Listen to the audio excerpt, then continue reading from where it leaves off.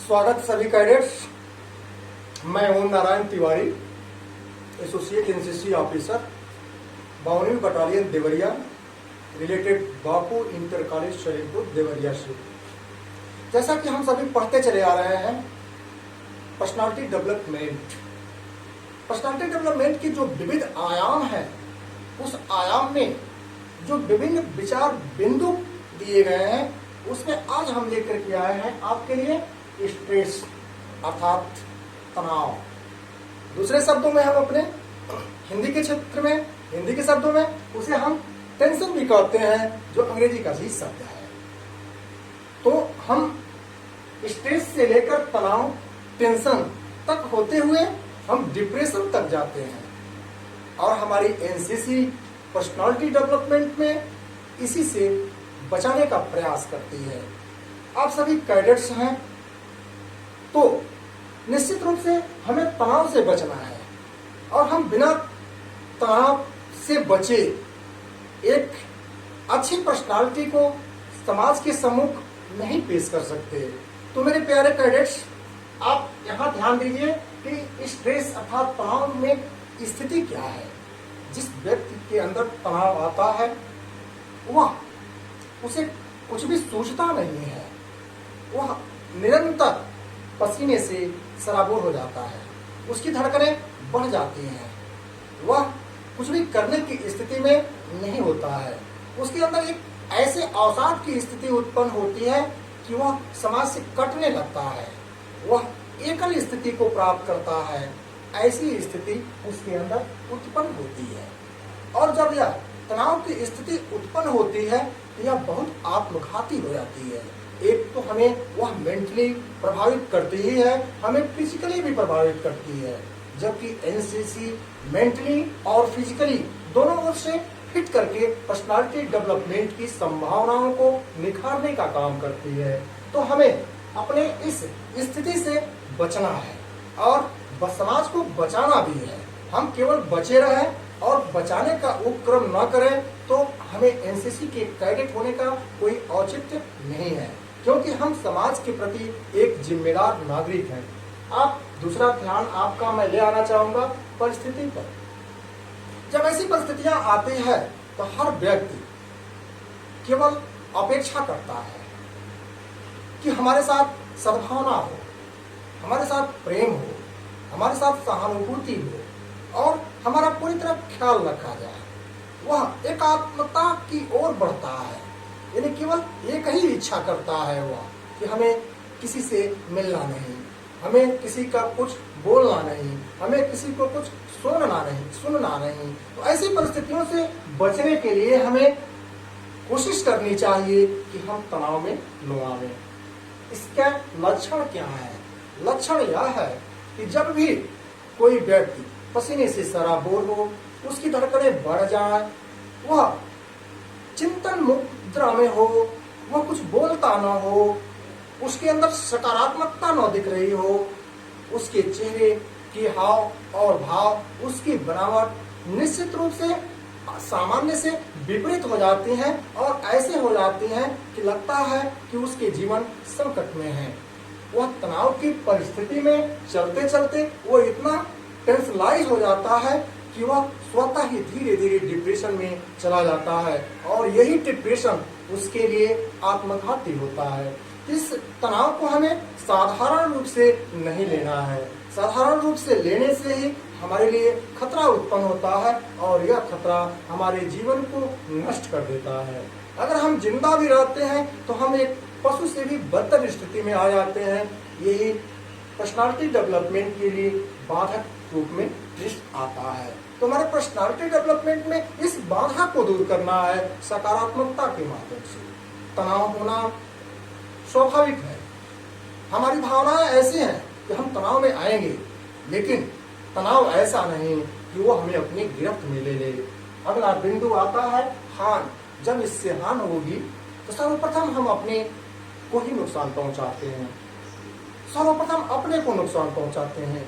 हम अपनी मानसिक स्थिति को खो देते हैं, हम अपनी फिजिकल क्षति पहुंचाते हैं, हमारी मांसपेशियां बिगड़ने सी लगती हैं, हमारा हृदय की धड़कन, हमारी नाड़ी हमारा जितनी भी शारीरिक गतिविधियां हैं सब धीरे धीरे शिथिल होने लगती हैं। यहाँ तक कि हम हृदयाघात के भी शिकार हो जाते हैं, यहाँ तक कि हम ब्रेन स्ट्रोक के भी शिकार होते हैं, यहाँ तक कि हमारे एक शरीर स्वतः के लिए ही नुकसानदायक सा प्रतीत होने लगती है और हमारी जो मानसिक स्थिति होती है वह अपने को तो नुकसान पहुंचाती है। कभी कभी हम जब मानसिक आघात में पहुंचते हैं तो हम पागलपन के भी शिकार हो सकते हैं। जब हम पागलपन के शिकार होते हैं तो हम समाज के लिए नुकसानदायक हो सकते हैं। इसलिए हमें इस हानि से बचाने के लिए अपने को तो बचाना ही है, समाज में हमें एक एनसीसी कैडेट्स के रूप में आप सभी कैडेट्स की ये जिम्मेदारी बनती है कि हम उसे बचाने हेतु, उसको इस स्ट्रेस से, इस तनाव से उबारने हेतु हम उसे अपना कदम बढ़ा करके और उसको बेहतर जीवन की तरफ ला सकें। यह बेहतर जीवन लाने के हमारा जो उपक्रम है यह भी पर्सनालिटी डेवलपमेंट में सोने पे सुहागा का काम करता है। मेरे प्यारे बच्चों, इस परिस्थिति में कैडेट्स की भूमिका को मैं आपको थोड़ा सा और बढ़ाते हुए बताना चाहूंगा। कैडेट्स की भूमिका हमेशा से ही सराहनीय रही है। जब भी कोई साथी, कोई मित्र, समाज का व्यक्ति, हमारे समुदाय का स्त्री पुरुष, मित्र, सखा, दोस्त, भाई, भतीजा, चाहे जो कोई भी है, सामान्य नागरिक भी है, तो हमें उसे इस तनाव से उबारने हेतु क्या क्या करने चाहिए, यह एनसीसी कैडेट के लिए हमेशा ग्रहणीय रहा है। इसे ग्रहण करने के लिए हमें क्या क्या करना होगा, तो तनाव से बचने के उपाय को जानने होंगे। तनाव से बचने का सर्वप्रथम उपाय है कि हम अपनी भावनाओं पर नियंत्रण रखें। हम अपनी भावनाओं को नियंत्रण रखें, कल्चरल अर्थात सांस्कृतिक गतिविधियों में अपने को लगाएं। हम हमेशा नव निर्माण का सोचें। विध्वंस तो जीवन में आए ही नहीं, अगर विध्वंस करने की बात आए भी तो नव निर्माण के लिए विध्वंस होना चाहिए, न कि नुकसान करने के लिए। इस प्रकार हमारी एकाग्रता भी फिर से बचाती है। जब हमारा दृष्टिकोण सकारात्मकता की तरफ होगा, जब हमारा दृष्टिकोण निर्माण की तरफ होगा, जब हमारा दृष्टिकोण पठन पाठन की तरफ होगा, जब हमारा दृष्टिकोण अन्वेषी होगा, खोजी होगा, तो हम सदैव तनाव से बचे रहेंगे।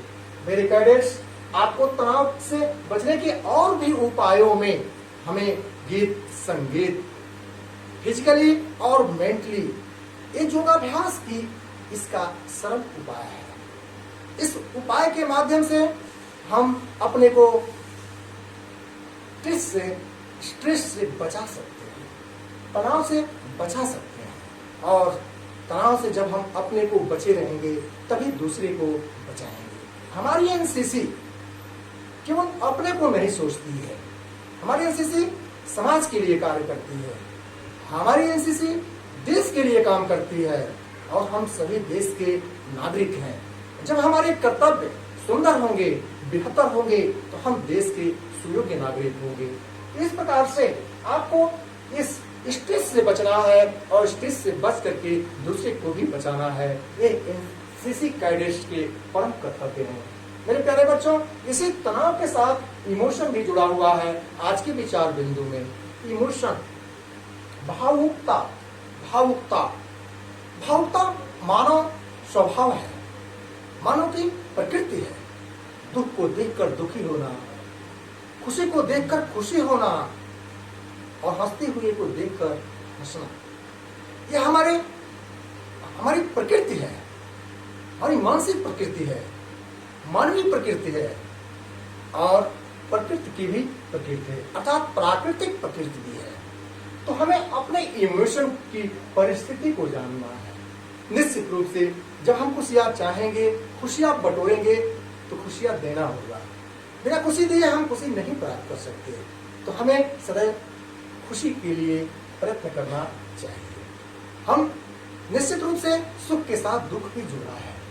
दुख में हम स्ट्रेस से न बचें, स्ट्रेस से हमें बचना, स्ट्रेस के घेरे में न आए, स्ट्रेस के घेरे में न आए, और इससे बचते हुए हमें इमोशन से बच लेना है। ऐसा नहीं है कि हमें इमोशन शून्य हो जाना है, नहीं, इमोशन आवश्यक है, लेकिन इमोशन जो है सकारात्मकता की तरफ होनी चाहिए। यही सकारात्मकता हमें इमोशन पर नियंत्रित रह करके कठिन से कठिन परिस्थिति में भी हमें नए जीवन, नई उपलब्धियां, नए शोध की तरफ अग्रसर करती है। और यही अग्रसरता पर्सनालिटी डेवलपमेंट में हमारी भूमिका को महत्वपूर्ण बनाती है। तो हमारे कैडेट्स, आपको इस स्थिति से हमेशा बचने के लिए अपने इमोशन पर, अपने भावुकता पर नियंत्रण का प्रयास करना चाहिए। अगला विश्लेषण थोड़ा सा करना है।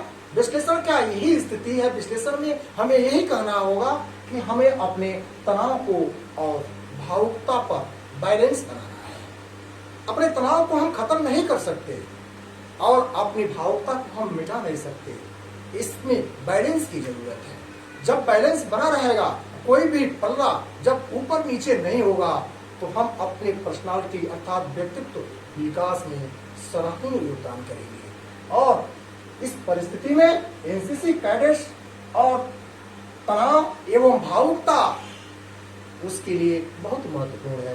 प्रत्येक कैडेट्स को तनाव तो लेना ही नहीं है, भावुकता तो उसके पास जन्मसिद्ध है, लेकिन भावुकता ऐसी नहीं कि हम गिरे हुए को उसकी भावनाओं में आकर के उसे उठा न सकें, कटे हुए को उसके पीड़ा के दर्द से हम मलहम का लेप न लगा सकें।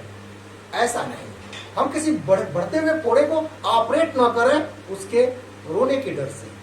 तो इस प्रकार भावना हमारी और हमारी भावुकता, तन हमारा और हमारा तनाव, ये सब एनसीसी कैडेट्स के लिए बहुत मायने रखता है। और इस पर हम बैलेंस बना करके एक तराजू पर अपने पर्सनालिटी डेवलपमेंट के ये दो हैंड हैं हमारे, एक तरह से आपके तनाव और भावुकता, इन दोनों को ऐसे बैलेंस बनाना है कि तनाव से हम बचते हुए, अपने भावनाओं पर नियंत्रण रखते हुए, सदा खुश रखते हुए, सकारात्मकता के साथ देश के लिए, अपने समाज के लिए हम सर्वदा विकासमुखी होकर के प्रगति पथ पर चलें। आज के इस पैरा में, इस विचार बिंदु में स्ट्रेस एंड इमोशन पर आज मैं बस इतना ही कहना चाहूँगा। आज के लिए बहुत बहुत आप सभी को धन्यवाद।